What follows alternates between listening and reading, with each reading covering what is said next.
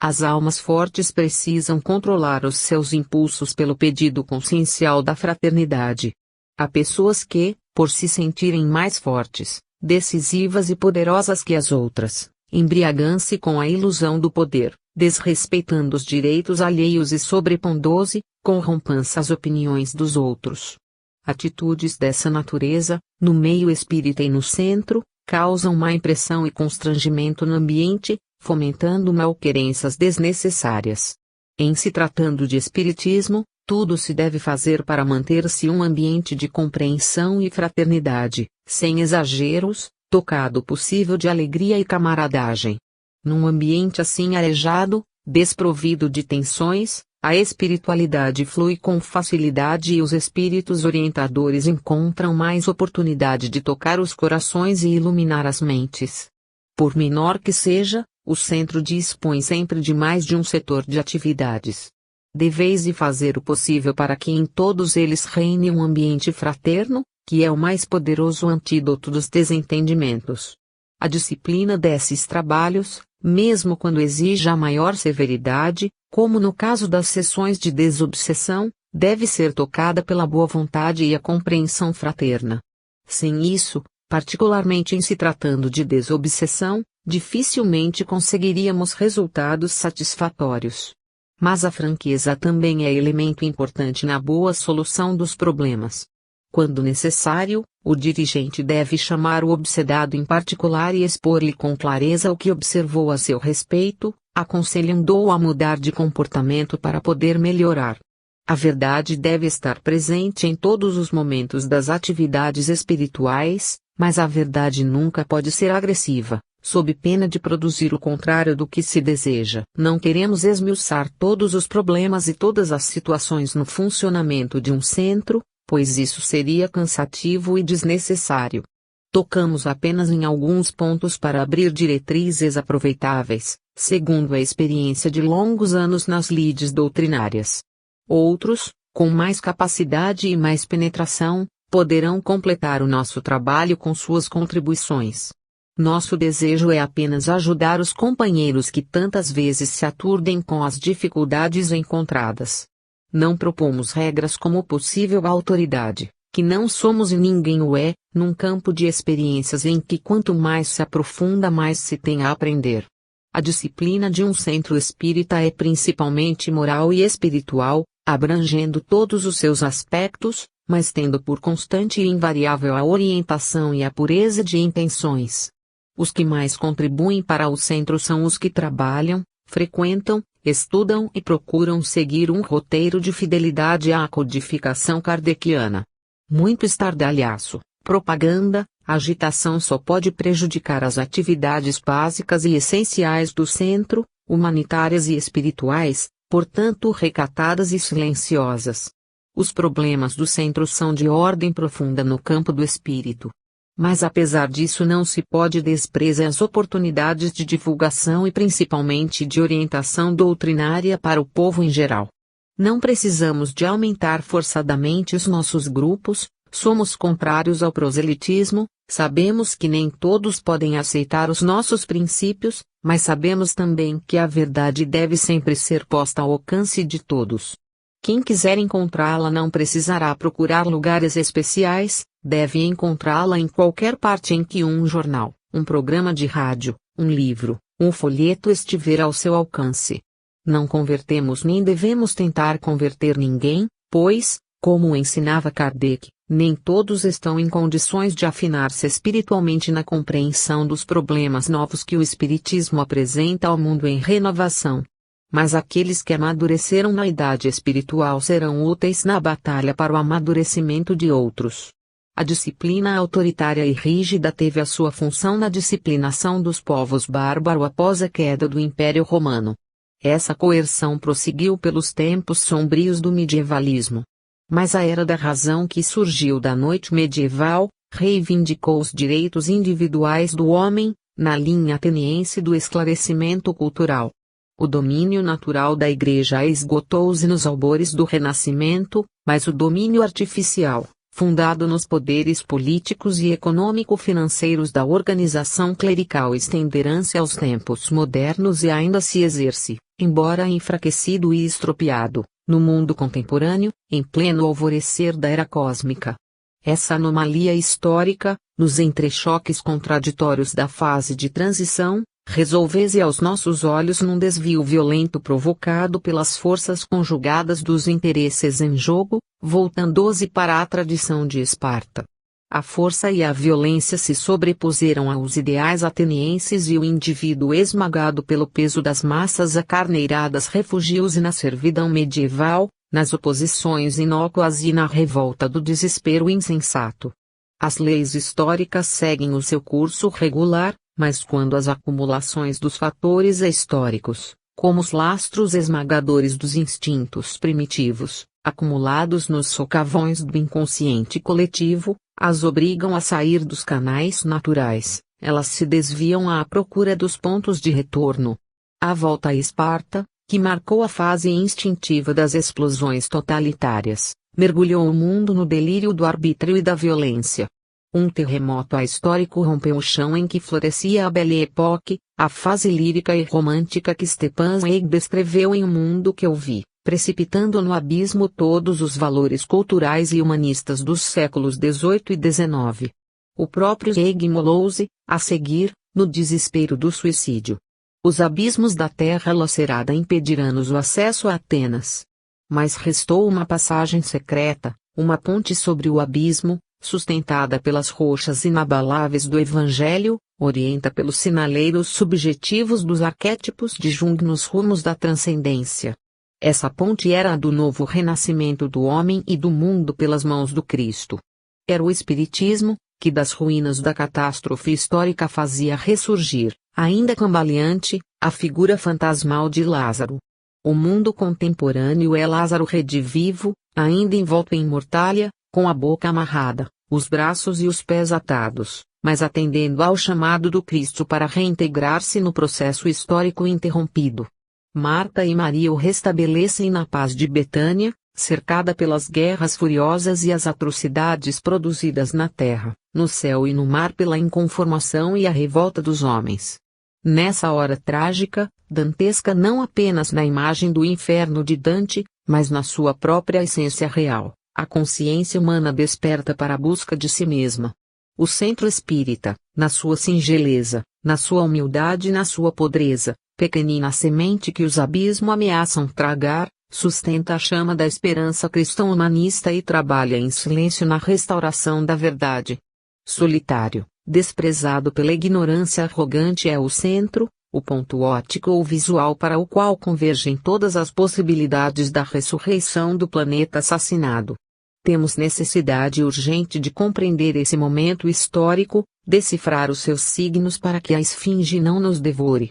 A rotina dos trabalhos do centro, a monotonia das doutrinações exaustivas, a repetição dos ensinos que chegam a parecer inúteis, a insistência das obsessões agressivas, a inquietação dos que se afastam em busca do socorro ilusório de ciências psíquicas ainda informes e retornam desiludidos e cansados, todos esse ritornelo atordoante pode desanimar os que lutam contra a voragem das trevas.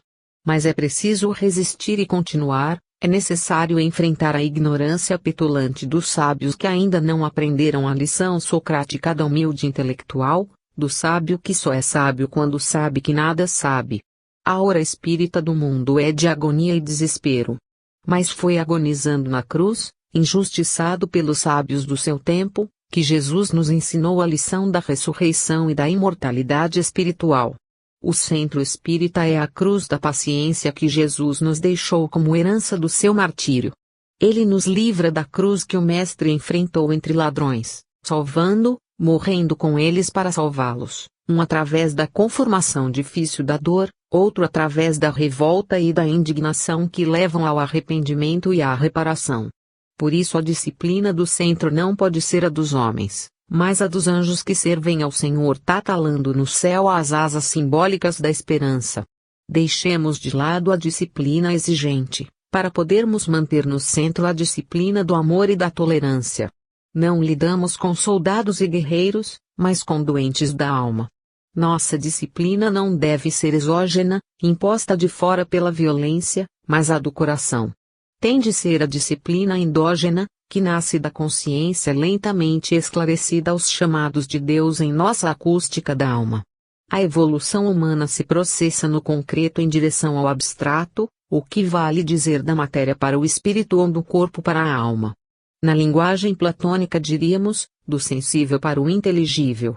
Na era cósmica que se inicia com as façanhas da astronáutica, essa evolução se define em termos de ciência e tecnologia.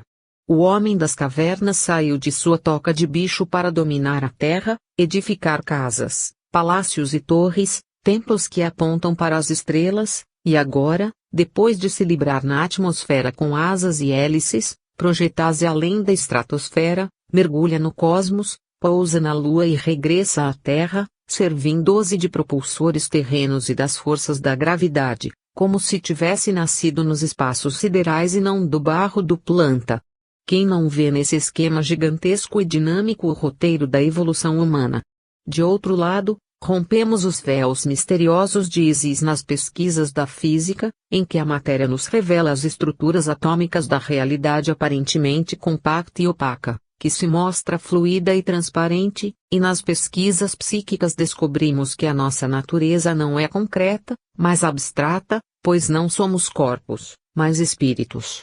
Sobre os escombros do passado em ruínas, das civilizações mortas, da certeza materiais e sólidas transformadas em pó e ante a ameaça dos cogumelos atômicos desintegrantes, vemos de maneira inegável que a essência de toda a realidade tangível é na verdade intangível. Reconhecemos os enganos produzidos pela ilusão dos sentidos materiais em nosso senso abstrato e somos obrigados a compreender que malbaratamos o tempo nas encarnações desvairadas. As fachadas suntuosas das catedrais, os gigantescos edifícios das instituições científicas, os edifícios do saber em todos os campos, todo esse acervo de grandiosidade efêmera se reduz a esboços de uma verdade simples que se escondia por milênios na humildade de um casebre de Arrabalde ou de uma choupana da roça, o centro espírita. Só ali encontramos, entre criaturas anônimas, na intuição dos simples, a verdade que buscávamos. Assim também aconteceu, nas grandes civilizações do passado, que renegaram os ensinos de um carpinteiro galileu. Na penumbra do centro espírita, suspeita para os sábios e os poderosos, Deus esconderá a chave do mistério. 8. As questões políticas. Os resíduos do totalitarismo religioso, procedentes das fases teocráticas da evolução social e política do mundo, estão ainda bem vivos e atuantes em nosso meio e na maioria das nações. É natural que isso aconteça, pois a evolução dos povos e de suas estruturas socioculturais é sempre lenta e difícil em razão da complexibilidade das organizações maciças com seus múltiplos interesses, tradições, costumes, superstições e outros muitos elementos em mistura nos grupos sociais. A estática social se funda nas fixações de padrões de comportamento, usos e costumes, modos de pensar e de ser, tudo isso constituindo a trama do que podemos chamar o instinto social de conservação, muito mais forte e poderoso do que o instinto de conservação individual. Não raro nos espantamos com situações visivelmente estúpidas ou injustas que prevalecem nos meios sociais, sem que ninguém se lembre de modificá-las. É que as raízes do hábito se entrelaçam no inconsciente coletivo, sustentando acomodações muitas vezes já incômodas, mas que a estrutura geral sustenta para se proteger de desfigurações ou infiltrações de elementos estranhos. A estrutura arcaica do Estado continuou a influir nos Estados modernos, por maiores que sejam as suas modificações. A ligação genésica dos elementos sociais básicos das estruturas antigas, governo, poder militar, religiões dominantes, justiça, repressão policial, língua, folclore correspondem no seu conjunto a um arquétipo coletivo da estrutura sociocultural. Nos estados modernos a separação entre o Estado e a religião, determinada pelas revoluções religiosas, que empolgaram grande parte das massas e das elites, representa apenas um processo de acomodação. A separação é apenas formal, pois em substância, Nas repúblicas, como nos antigos impérios, a conjugação Estado-Igreja permanece quase inalterada. Diante disso, os grupos religiosos minoritários procuram, por sua vez, na reivindicação de seus direitos, manter relações semelhantes com o Estado, em defesa de sua própria conservação. E o fazem através das franquias políticas da sociedade, procurando eleger seus representantes para cargos governamentais. Os interesses imediatistas falam mais alto de que os ideais no espírito prático dos renovadores. Essa razão porque, no Brasil e na maioria das nações em que o espiritismo floresceu suficientemente, as instituições espíritas se defrontam às vezes com os problemas das infiltrações políticas nos centros. Muitos deles se transformam, nas épocas eleitorais, em verdadeiros comitês de candidatos que surgem do próprio meio espírita ou de meios que se ligam a ele por algumas afinidades reais ou supostas. Surge então o perigo das deformações doutrinárias no centro, geralmente empolgados pela possibilidade de eleição de um companheiro ou aliado para representação no poder político. Os espíritas são cidadãos como os demais e têm direitos e deveres no plano político, mas não têm o direito de envolver uma instituição doutrinária nas disputas eleitorais. É com trema nesse momento que surge para o meio espírita o velho problema da separação entre o Estado e a Igreja. Não existe igreja espírita, mas existe o centro. Quando os dirigentes deste não estão devidamente esclarecidos sobre este assunto, podem transformar o centro num comitê eleitoral. Isto é o que se deve impedir. A política é a arte da administração pública, da direção dos negócios públicos. O espírita, como cidadão, pode e deve participar dela, de acordo com os ditames da sua consciência, mas não tem o direito de se apresentar ao eleitorado como candidato espírita, porque o espiritismo não tem e não pode ter uma posição política. O espiritismo é a ciência do espírito e não da res pública. É com trema no exame desse problema que compreendemos a resposta do Cristo aos que desejavam envolvê-lo nos problemas políticos do tempo: daí a César o que é de César e a Deus o que é de Deus. Que o cidadão dê ao Estado o que lhe compete dar, mas não se esqueça de reservar para Deus o que só a ele pertence, a sua qualificação específica de espírita no plano religioso. Nesse plano, o espírita tem deveres específicos, que são os da fidelidade à doutrina, a preservação da sua pureza, evitando de desviá-la de seu objetivo exclusivamente espiritual. A política é campo terreno de disputas, intrigas, conflitos de toda a ordem. Comprometer o espiritismo nessa área de discórdias, em que fervem as paixões partidárias e ideológicas, é levar para a área espírita as divergências mundanas, como vemos na história do passado e agora mesmo, na história contemporânea, as inquietações e os desajustes do mundo. A função política do espiritismo existe, mas no outro sentido. Não lhe cabe nenhum lugar nas disputas de cargos políticos, mas lhe cabe a formação espiritual dos homens para que exerçam, como cidadãos, influência benéfica na solução dos problemas políticos, através do bom senso e da retidão da consciência, quando levado pelas circunstâncias, chamado ou convocado para funções administrativas em áreas do Estado.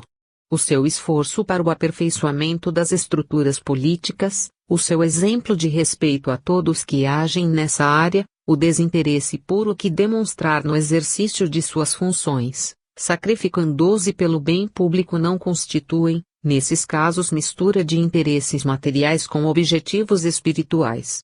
Para bem entendermos isso, devemos lembrar que o Cristo nunca exerceu nenhuma função política, nunca pretendeu assumir posições políticas, recusou-se até mesmo nas lutas pelas libertações de Israel dominada pelos romanos, questão que os judeus consideravam como sagrada, pois misturavam as coisas do céu com as da terra, mas apesar de sua total abstinência política conseguiu injetar nas estruturas políticas do mundo a seiva divina da orientação evangélica. O mesmo aconteceu com Kardec, que passou incólume pelas agitações políticas da França, numa fase tumultuosa, sem tentar aproveitar-se de aproximações políticas para dar ao espiritismo o lugar que lhe cabia no desenvolvimento espiritual da terra.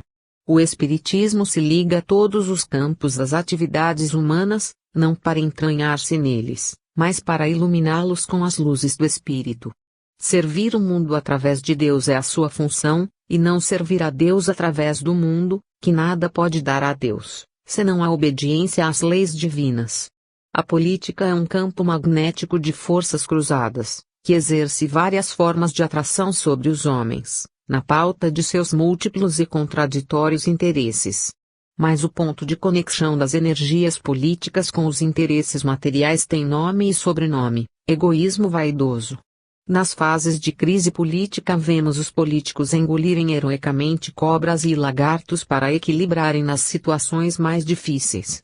O espírita engajado na política tende a enfrentar todos esses problemas sem projetar a sombra de suas atitudes contraditórias ou falsas no campo doutrinário do seu eleitorado. No exercício de funções jornalísticas vimos diversos espíritas de nome cercados de esperanças falirem na luta política, desservindo as ideias que desejavam servir. Perderam a parada para si mesmos e saíram da luta mutilados. Por isso entendemos que o espírita só deve entrar na política quando convocado para funções ou posições que não possa recusar, porque então disporá do amparo de sua independência, de seu desinteresse pela carreira e de sua disposição para superar as fascinações traiçoeiras do meio. Quando consegue manter-se nessa rara posição, presta realmente serviços à causa pública e aos ideais, pagando por esse heroísmo o preço de profundas desilusões. O espírita não é nem pode ser aveiço aos interesses públicos, mas não deve arriscar-se aos azares da política se não estiver impregnado até à medula do firme propósito de resistir a todas as fascinações do cargo que vai exercer e solidamente esteado nos princípios da doutrina. Entre os apóstolos de Jesus havia um jovem ambicioso, embriagado de sonhos e aspirações políticas para o seu povo, que acabou atirando aos pés dos rabinos do templo as 30 moedas de sua traição. O Espiritismo é o fermento de um novo mundo em que a política estará livre dessa condição amarga e perigosa. Se quisermos ajudar a política a elevar-se nos rumos do futuro, não é a ela que devemos nos entregar, mas à introdução dos ideais espíritas na consciência humana, porque sem fermento o bolo não cresce. Tivemos a ocasião de ver candidatos espíritas a cargos políticos elaborando projetos de lei para a constituição oficial da Igreja Espírita, com a necessária hierarquia eclesiástica, de maneira a se dar ao Espiritismo, como alegavam, maior força política. Repetição da entrega do cristianismo ao Império Romano. Vimos e ouvimos pregações entusiásticas de políticos espíritas encarecendo a necessidade de criar-se a liturgia espírita, com toda a série de sacramentos, desde o batismo e o casamento até a recomendação de defuntos nos centros. Capitulação do cristianismo no século IV ante as infiltrações do sincretismo religioso. Lutamos duramente contra políticos espíritas que tentavam a criação do partido político espírita que desencadearia a luta religiosa no meio político eleitoral. Participamos de assembleias de grandes instituições doutrinárias que enfrentavam a tese de uma organização geral dos espíritas com objetivos eleitorais rigidamente programados e executados pelas federações. Queda da Igreja nos compromissos políticos dominadores. Vimos publicações oficiais de instituições espíritas entregues à propaganda política no meio doutrinário e centros espíritas honestos e ativos transformados em comitês permanentes de candidaturas políticas também permanentes. A casca de banana das ambições políticas, jogada intencionalmente na calçada das federações, provocaram escorregões e quedas de espíritas dedicados e bem-intencionados. A ilusão política desvairou muitas figuras do meio espírita, enfraquecendo o movimento espírita, e várias dessas figuras chegaram a carregar velas acesas em procissões noturnas para não perderem o prestígio político juntos às áreas dos católicos simpatizantes da doutrina. Vimos também algumas dessas figuras recolhidas a tratamento de desobsessões em centros socorristas e outras recolhidas, em estado de completa perturbação ao tratamento de hospitais espíritas. Lemos livros de conhecidos espíritas estudiosos e cultos defendendo ideologias de direita e de esquerda em nome da doutrina.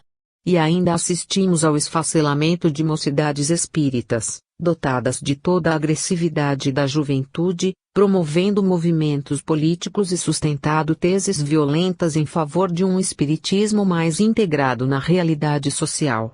Felizmente essa sarabanda de loucuras passou sem empolgar a maioria absoluta dos espíritas.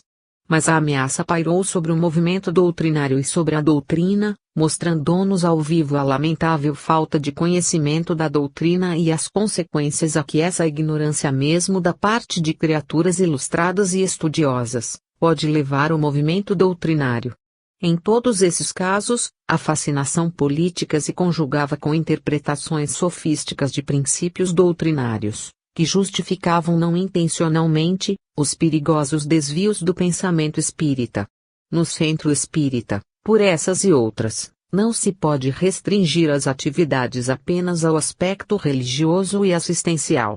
Além dos cursos que devem ser dados sobre a doutrina, com método e insistência, é necessário que em todas as sessões sejam pronunciadas breves palestras elucidadoras, seguidas de diálogos da assistência com o expositor. Sem o constante e livre estudo da doutrina, dirigido sem pretensões, mas também sem o receio de abordagem dos pontos mais difíceis da doutrina, não conseguiremos superar o estágio embrionário em que ainda permanece grande parcela do movimento doutrinário. E se não superarmos esse estágio, continuaremos expostos a todos os perigos que relacionamos e a outros que poderão surgir. O centro espírita possui os elementos seguros para a realização desse objetivo. Basta que os dirigentes, por mais modestos que sejam, não se esqueçam da bússola que lhes permitirá navegar com segurança nas águas mais tumultuosas, a codificação de Allan Kardec. Basta um esquema dos pontos essenciais da codificação, mantido obrigatoriamente nos trabalhos públicos, com a rejeição da mistificação rostenguistas e das novidades sem nenhuma autoridade que são semeadas em nosso meio por pessoas sistemáticas ou pretensiosas, para se conseguir bons resultados. Kardec é a base e a cúpula da doutrina, com o apoio, que nunca lhe faltou, do Espírito da Verdade. Se não queremos novidades é porque os novidadeiros somente se apoiam em suas pretensões individuais. Ninguém, nem mesmo Kardec, se estivesse sozinho na elaboração da doutrina, não conseguiria construir o monumento de lógica inabalável que ele, com a ajuda dos espíritos superiores e o seu trabalho gigantesco de pesquisas, conseguiu deixar-nos. Se não respeitarmos esse monumento, o melhor que temos a fazer é mudar-nos para outro campo doutrinário, deixando o espiritismo avançar por si mesmo. 9. Problemas religiosos. Ouve-se frequentemente a pergunta: o espiritismo é religião? E muitas vezes os espíritas não sabem respondê-la. A confusão a respeito provém das campanhas religiosas contra o espiritismo. As igrejas cristãs, descendentes direitas da Igreja Judaica, definem-se como religiosas nos termos tradicionais do formalismo de suas organizações e do culto exterior calcado nos vários cultos dessa natureza que lhes serviram de modelo, em primeiro lugar o judeu e depois os mitológicos, consubstanciais e influenciais de ordens ocultas como a maçonaria. As vestes sacerdotais, os paramentos do culto, os instrumentos sagrados, nada disso é de origem cristã, pois o Cristo não se interessou pelos cultos formais e só ensinou o cultivo interior do espírito. Algumas expressões do Evangelho, alguns gestos e atitudes do Cristo deram motivo à adaptação de ritos e sacramentos judeus ou pagãos pelos cristãos.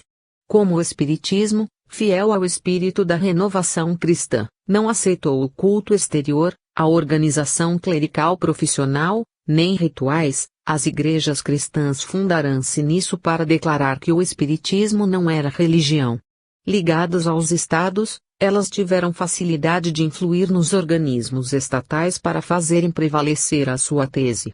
Até hoje, no Brasil e em muitos países, certos organismos estatais, principalmente quando influenciados pela Igreja, negam ao espiritismo o seu caráter de religião. Mas os espíritas precisam saber que o espiritismo é religião e o centro espírita, geralmente religioso, deve insistir no esclarecimento desse problema em suas reuniões.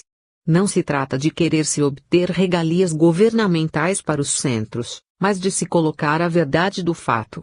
E esse fato é aquele que Kardec esclareceu com segurança desde o início do movimento espírita. O espiritismo é a ciência do espírito e de suas relações com os homens. Dessa ciência resulta uma filosofia e dessa filosofia as consequências religiosas do espiritismo, que constituem a religião espírita.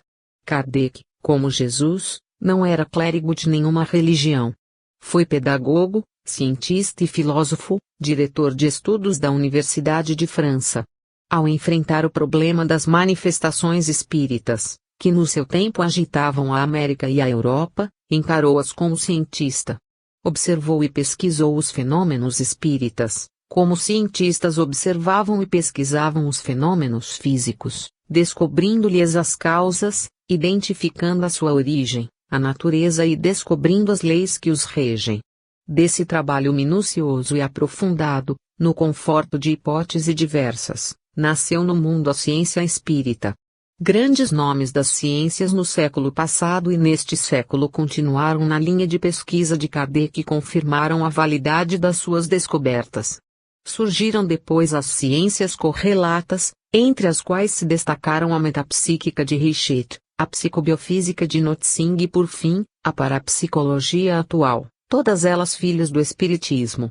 A parapsicologia foi a derradeira e decisiva confirmação do acerto de Kardec com ela, sob a designação de fenômenos paranormais. Os fenômenos espíritas integrarão-se nos quadros científicos. A ciência espírita revelou a face oculta da realidade que conhecemos e em que vivemos.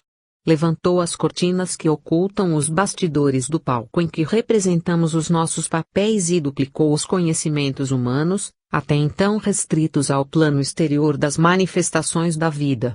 Cada avanço significativo das ciências no conhecimento do mundo transforma a nossa concepção da vida e do mundo, gerando uma nova filosofia e uma nova moral. E a moral, por sua vez, determinando novas regras de comportamento do homem no mundo, ante os mistérios da vida e da morte, gera uma nova posição religiosa. A religião espírita é a consequência natural da descoberta científica da sobrevivência e continuidade do homem após a morte. Cientificamente não se pode provar a imortalidade, pois não dispomos de recursos nem de tempo para constatar objetivamente que o homem é imortal em sua essência, mas testemunho dos espíritos superiores e as consequências lógicas da sobrevivência do homem após a morte nos levam fatalmente à ilação da imortalidade, que o Espiritismo aceitou em seu campo religioso, bem como em sua filosofia. A religião espírita se funda nas provas científicas da sobrevivência e da comunicabilidade dos espíritos com os homens através dos fenômenos paranormais hoje comprovados cientificamente pela parapsicologia, na existência de Deus como causa inteligente e primária de todas as coisas e de todos os que seres e nas relações possíveis entre o homem e Deus através do sentimento religioso inato no homem, na forma de uma lei de adoração e reverência aos poderes superiores que regem o cosmos em sua plenitude. Paralelamente ao desenvolvimento das pesquisas espíritas, as pesquisas sociológicas, antropológicas e filosóficas sobre a religião levaram a cultura atual a rejeitar o antigo conceito de religião como organismo social doado de sistemas tradicionais. A existência de religiões desprovidas desses requisitos normais, a começar da simplicidade das religiões primitivas, e o aprofundamento dos estudos a respeito mostraram que o fenômeno religioso independe dessas condições artificiais. Com a tese de Henri Bergson sobre as origens da moral e da religião, o problema se esclareceu, dando razão ao anúncio de Jesus e às profecias bíblicas sobre a interpretação em espírito e verdade que não se entrosava nos modelos. Bergson estabeleceu a distinção entre as religiões estáticas do formalismo social e a religião dinâmica e independente que se sobrepõe a todo o formalismo. A religião espírita apareceu então, no quadro das pesquisas, como o modelo ideal das religiões do futuro. Firmada apenas no sentimento religioso, na lei de adoração da tese espírita, a nova religião apresenta a base liberta dos aparatos do culto exterior, das pesadas e custosas organizações clericais hierárquicas e da suntuosidade arrogante dos templos. A religião se libertava dos interesses humanos, das ambições de poder e supremacia dos clérigos e voltava-se para Deus. O problema da revelação, que caracteriza as religiões reveladas, orgulhosas de sua origem divina especial, foi colocado por Kardec no campo das manifestações espíritas, ou seja, da fenomenologia paranormal, e sujeita ao controle dos homens. A religião espírita é também revelada, mas através de uma conjugação humano-divina. Os espíritos superiores fizeram revelações a Kardec, mas ele não as considerou válidas, reais, enquanto não pôde comprovar sua veracidade através das pesquisas. Kardec formulou a tese da dupla revelação, a que é dada por entidades espirituais ou por homens dotados de poderes paranormais e a que é feita pelos cientistas que investigam a natureza, descobrem os seus segredos e os revelam no plano científico. É dessa dupla revelação rejeitada pelos místicos e os supersticiosos, que se constitui a religião espírita, que não se acomoda na fé cega mas exige a fé raciocinada, sancionada pelos fatos e pela razão esclarecida. Era o fim das fábulas e das superstições, o encontro da razão humana com a verdade divina. A importância desse acontecimento histórico foi negligenciada pelos comodistas da tradição supersticiosa e o espiritismo foi acusado de reviver no mundo, em plena era científica, as mais baixas superstições do passado longínquo. Kardec esmagava a superstição com o poder perquiridor da razão, e os místicos de braços dados com positivistas e materialistas o condenavam como supersticioso. Mas, apesar de toda essa injustiça e de todas as campanhas difamatórias desencadeadas no mundo contra o espiritismo, o tempo se incumbiu de dar ao seu dono. Hoje, as pessoas realmente cultas e sinceras, estudiosas e livres de preconceitos, sabem que o espiritismo dos simples é apenas um reflexo do espiritismo dos sábios, que os próprios sábios materialistas são obrigados a reconhecer como válido. Só criaturas sistemáticas, retardatárias, preconceituosas ou sectárias, incapazes de abrir a mente fechada nas ideias feitas para a compreensão da realidade, continuam a negar a verdade espírita e ao mesmo tempo a sofrer sob o guante invisível dos espíritos obsessores. Porque a seita religiosa fechada é irmã da seita científica amarrada aos seus preconceitos. Um cientista apegado a preconceito é a própria negação da ciência. Mas, estabelecida a religião espírita em sua plena liberdade de pensamento, surge no meio dos seus adeptos voluntários o problema dos resíduos do passado. Criaturas que se tornaram espíritas através de experiências paranormais inesperadas, não conseguem vencer as barreiras dos temores introjetados em seu inconsciente e começam a misturar suas velhas superstições aos conhecimentos novos que recebe. Não se conformam com a liberdade ampla do espiritismo.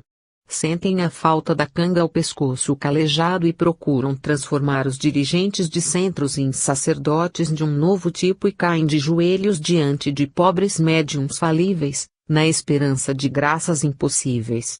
Forma-se a farândola dos crentes ansiosos por benefícios especiais. E surgem questões de família e tradição, exigindo batizados, rituais, casamentos suntuosos, missas e promessas aos santos. O Espiritismo dispensa todas as encenações rituais e todas as quinquilharias da devoção formal. Para todas as encenações e todos os sacramentos o Espiritismo só tem um substitutivo, a prece espontânea e sincera, gratuita, que parte diretamente do coração da criatura para a mente suprema de Deus.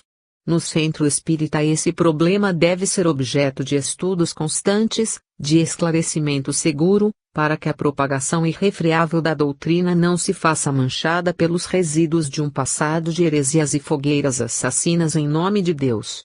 Embora não feridos susceptibilidades, os dirigentes do centro devem manter em pauta os esclarecimentos necessários, mostrando que, no plano do espírito só os elementos espirituais têm valor. Não se pode curar obsessões com sal grosso, folhas de arruda, incenso ou explosão de pólvora, nem com medalhas, crucifixos ou água benta. A obsessão é um processo inteligente desencadeado por espíritos, o que vale dizer por inteligências extrafísicas que não são atingidas por essas coisas. Pois eles vivem no plano espiritual, não no material, e conhecem o problema da comunicação mediúnica e do envolvimento fluídico. Só podemos afastar uma entidade obsessiva pela persuasão e a prece, procurando esclarecê-la ao invés de dar-lhe ordens que só que fazem irritá-la.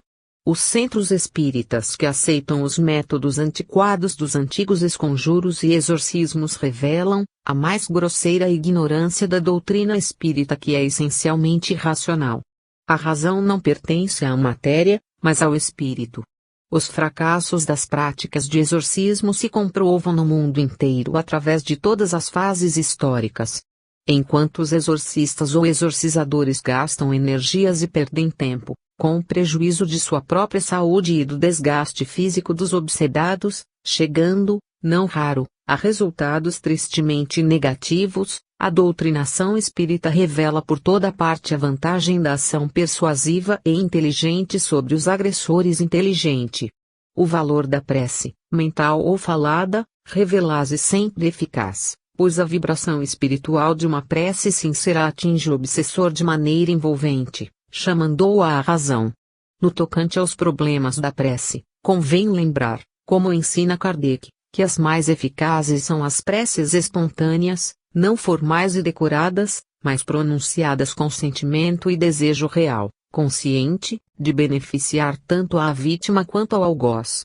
Entre as preces formais, a do Pai Nosso se destaca por uma condição especial. Integrado na tradição cristã há 2 milênios, essa prece está fixada na mente das gerações e goza o prestígio de ter sido ensinada pelo Cristo. Seu prestígio e sua capacidade de despertar emoções religiosas nos espíritos comprova-se diariamente no mundo. É por isso que ela é empregada sistematicamente na abertura das sessões espíritas. É um tabu, dizem os cépticos, e muitos espíritas, com pretensões racionais agudas, pretendem eliminá-la dos centros. É um erro grave, pois em toda parte se constatou e se constata, no meio espírita, a sua eficácia. Não é difícil entendermos isso. O Pai Nosso não contém nenhum elemento mágico, mas desde a infância as criaturas nascidas no meio cristão aprenderam a dizê-la e a respeitá-la. Ela foi introjetada na consciência das gerações através dos séculos e dos milênios. Constitui-se numa forma oral e mental carregada de energias espirituais. Tornou-se, no plano religioso, o que é o soneto na poesia ocidental, uma forma oral e mental carregada de poder emocional.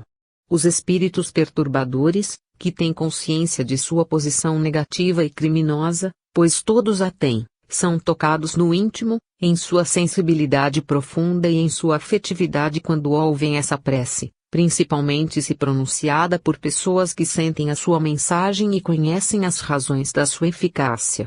Ela soa como um apelido da infância, de juventude emotiva, da vida passada, que desencadeia antigas saudades nos homens e nos espíritos.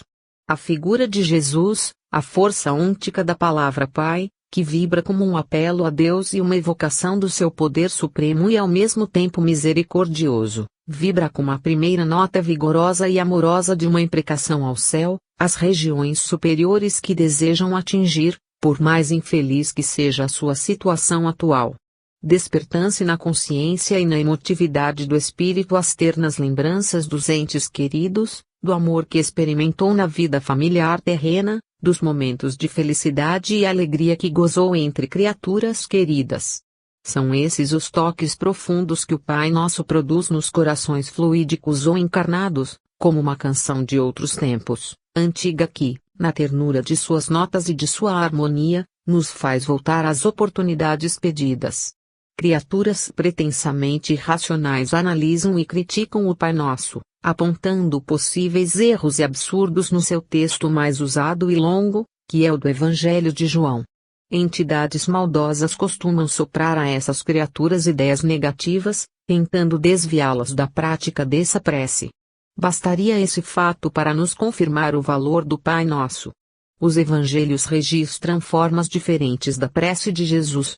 A que permaneceu na tradição foi a mais completa, vítima das críticas referidas.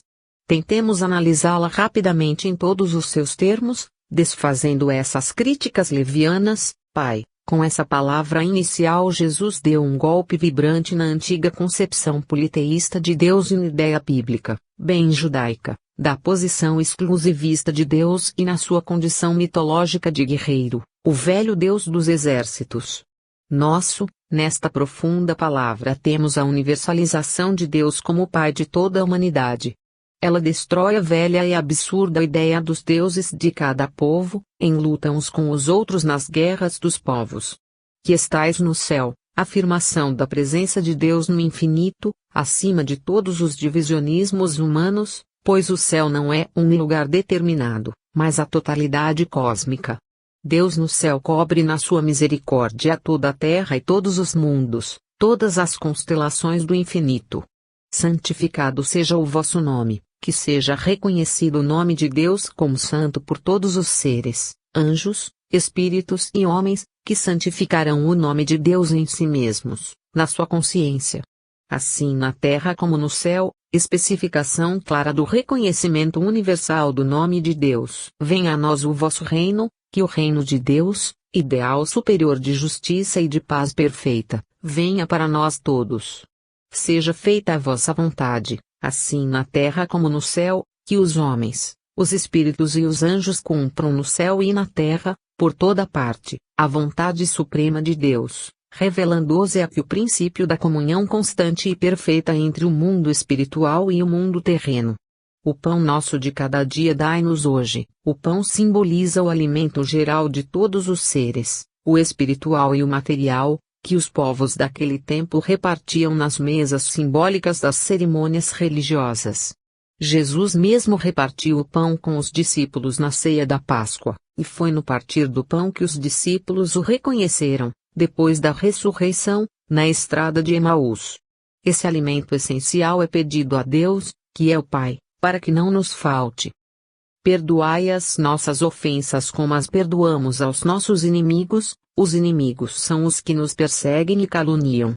Alimentados pelo pão espiritual podemos perdoá-los, e só assim nos fazemos dignos do perdão de Deus, que diariamente ofendemos em nossa ignorância. É o princípio da fraternidade em Deus e por Deus. Não nos deixeis cair em tentação, somos frágeis em nossa ignorância e alimentamos desejos e ambições. A tentação está em nós mesmos, mas Deus pode alimentar-nos diariamente o espírito com os verdadeiros anseios da nossa destinação, para não cairmos no torvelinho dos nossos instintos inferiores. Mas livrai-nos do mal para sempre, súplica a Deus para nos despertar a consciência nas horas difíceis de cada dia. Pois vosso é o reino, o poder e a glória para todo o sempre. O reino que buscamos é o de Deus, não o dos homens. O poder é de Deus e não dos espíritos inferiores, a glória só a Deus pertence e só Ele nos pode glorificar. Saudação que só aparece no Evangelho de João, como justificação final de toda a prece. O Pai Nosso é uma prece sintética, modelo dado por Jesus aos seus discípulos, para que nela encontrem, diariamente, a síntese final dos seus ensinos. A dinâmica dessa síntese desperta a memória dos homens e das entidades espirituais para a fé em Deus, a esperança em nossa evolução espiritual e a confiança no poder absoluto e na misericórdia daquele que nos arranca do limo da terra para as ascensões da evolução universal. Há pessoas que discordam da prece do Pai Nosso nas sessões espíritas, alegando que se trata de uma oração católica. Jesus nasceu no judaísmo, recebeu a benção da virilidade no templo, aos 13 anos, como todos os meninos judeus da sua idade, cresceu e viveu como judeu até o momento em que iniciou a sua pregação própria, da qual nasceria o cristianismo, porque os seus discípulos e apóstolos o chamavam de Cristo. Ele ensinou a prece do Pai Nosso quando andava pregando na Palestina, muito antes que a sua doutrina chegasse a Roma e fosse transformada num vasto sincretismo religioso do qual surgiria a Igreja Romana. O Pai Nosso virou o Padre Nosso em Roma e só neste século voltou à designação primitiva, dada pelos cristãos palestinos que não falavam latim. Não há razão nenhuma para se considerar essa prece como católica. Ela é uma prece cristã pura, dotada de todas as características do pensamento superior de Jesus, que sempre pairou acima dos divisionismos sectários. Se os evangelhos apresentam o Pai Nosso em formas diferentes, isso acontece pelo simples fato de que cada evangelista redigiu os seus relatos em lugares e épocas diferentes, usando as lembranças e as anotações que possuíam. João, cujo evangelho foi o último a ser elaborado, conseguiu reunir maiores elementos para dar a prece completa, segundo era pronunciada pelos cristãos primitivos. Como assinalou Renan, e foi confirmado nos séculos seguintes pelos pesquisadores universitários das origens do cristianismo, as informações de que os evangelistas dispunham, procediam dos próprios círculos da intimidade do Mestre, guardando a autenticidade das suas expressões. A insistência da Igreja Católica em manter a expressão latina Padre, Pater, no nome da prece, lançou nos países de língua latina, como Portugal e o nosso, a falsa sugestão de uma ligação real entre a Igreja cujos sacerdotes são chamados padres, o que foi duramente contestado pelas igrejas da Reforma Protestante. O emprego do Pai Nosso nas reuniões espíritas é perfeitamente válido, tanto em face das características inegáveis de renascimento cristão da doutrina espírita, tanto em seu desenvolvimento filosófico, quanto em suas atividades práticas. A alegação de que o Espiritismo mistura cristianismo com religiões primitivas é simplesmente uma impostura, diante dos estudos aprofundados sobre a formação do sincretismo católico africano de que o Espiritismo não participou. 10. Os espíritos curam. A terapêutica espírita abrange todos os ramos da medicina. Urbano de Assis Xavier, cirurgião dentista e médium de grande sensibilidade, serviu de intermediário para muitas curas e gostava de pesquisar essa questão. Pronunciou uma palestra, na década de 40, na Biblioteca Municipal de São Paulo, sobre o tema que serve de título para este capítulo. Sua experiência pessoal e o seu acervo de observações dariam para a elaboração de um grande volume a respeito. Fomos testemunhas de numerosas curas. Ele insistia na necessidade de se compreender que o médium é simplesmente, nesses casos, um instrumento passivo nas mãos dos espíritos. Por isso acentuava que os espíritos curavam e não os médiuns. Este é o ponto essencial da compreensão, pelos médiuns e os dirigentes de centros, do melindroso problema das curas geralmente chamadas de mediúnicas. Sem essa compreensão humilde de parte dos médiuns, eles se arriscam a cair nas armadilhas de sua própria vaidade, que os leva a atitudes ridículas e comprometedoras para centro e a doutrina. Um médium que se julga capaz de curar por si mesmo é um ignorante ou inconsciente, que facilmente se transforma num charlatão ambicioso, tomador de dinheiro do próximo. Como Kardec advertia, 2 fatores garantem a faculdade curadora real de um médium: a sua humildade e seu desinteresse. Se ele for orgulhoso, convencido de sua eficiência e cobra o seu trabalho mediúnico, direta ou indiretamente, devemos simplesmente ignorá-lo e fugir dele. Os espíritos mistificadores que o acompanham, pois cada qual tem as companhias espirituais que merece, está fatalmente na via torva da mistificação perigosa. Os dirigentes de centros precisam ter a maior cautela e observar atenta e permanentemente os médiuns curadores de que dispuser nos seus trabalhos.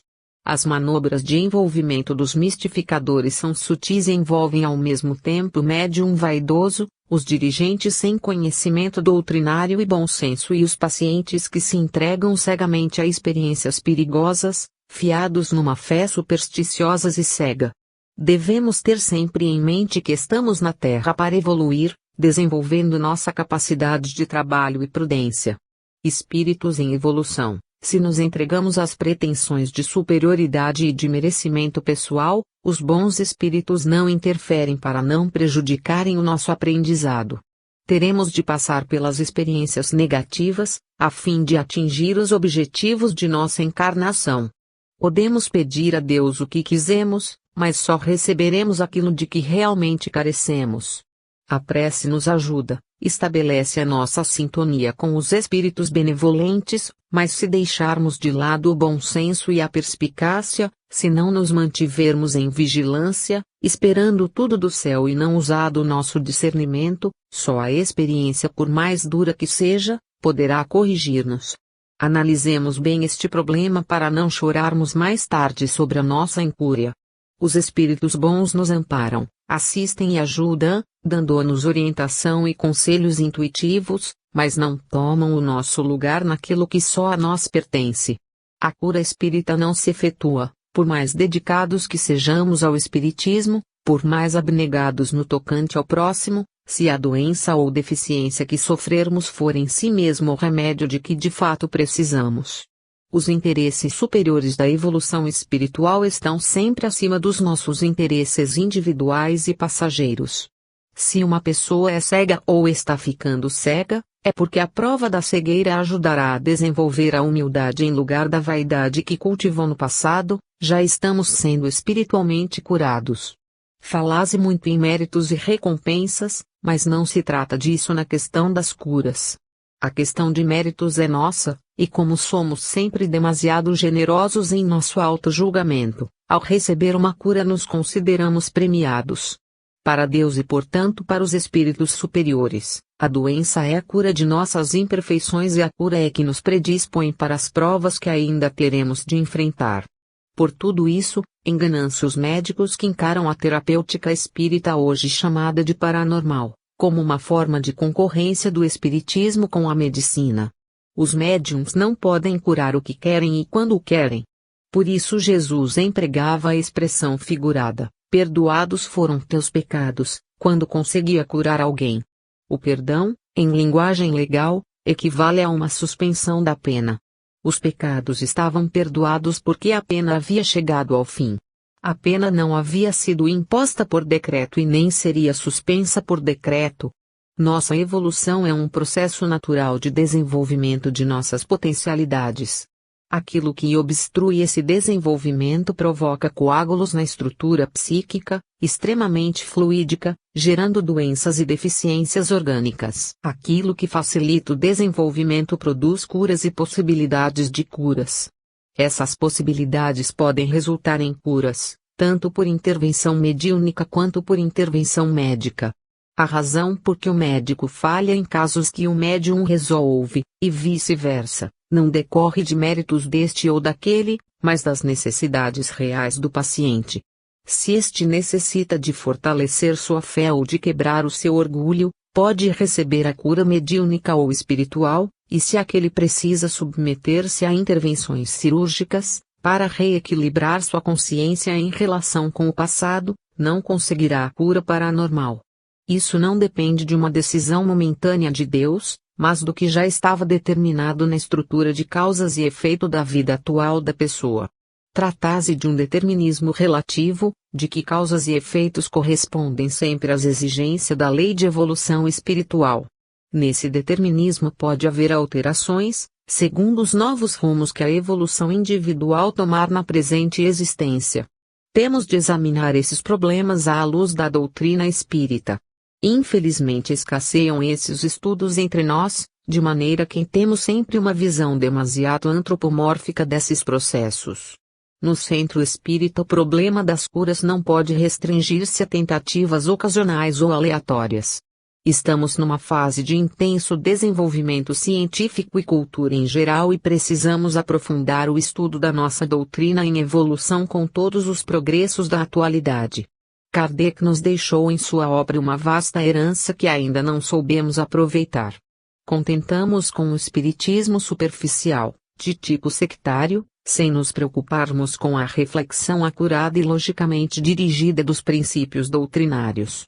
E quando aparece alguém que se propõe a tratar do assunto em plano mais elevado, o que vemos são atentados à doutrina, críticas a Kardec, tentativas ridículas de superação ou de pretensiosa atualização de uma doutrina cujos ponteiros estão marcados às horas de vários séculos à frente.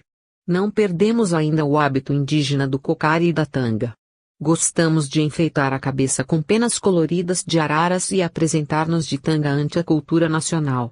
Com a cabeça enfeitada de ideias e hipóteses da atualidade científica, acusamos Kardec de mecanicista superado, autor de teorias empoeiradas, e tentamos substituir essas teorias por outras que pertencem a milênios passados e nos proclamamos originais e atualíssimos. Correções de Kardec surgem da terra aos montes, como as heresias do cristianismo primitivo, que Tertuliano dizia brotarem do chão como cogumelos. E quando escapamos disso caímos nas atualizações, adulteração, com aprovação, aplauso e defesa de instituições antes respeitáveis. O atrevimento desses reformadores é untado de mim.